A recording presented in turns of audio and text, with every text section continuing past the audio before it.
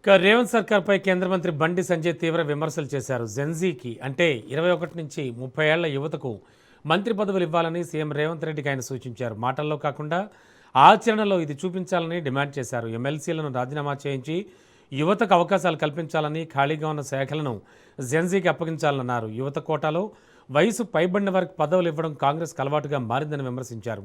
BJP సిద్ధాంతం దేశం first, party next, person last అని పేర్కొన్న బండి కేంద్రంతో రాష్ట్రానికి సత్సంబంధాలు ఉండాలన్నారు.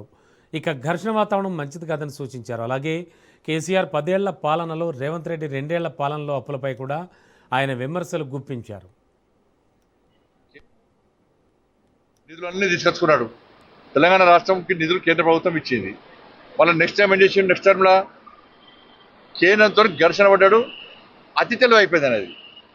అయిపోయి ఏమైంది, 8 లక్షల కోట్లు అప్పు చేసింది వాళ్ళు. ఇవాళ కాంగ్రెస్ పార్టీ పరిస్థితి ఏంది, వాళ్ళు 8 లక్షల కోట్లు కేంద్రంతో ఘర్షణ పడితే 8 లక్షల కోట్లు అప్పు చేసారు.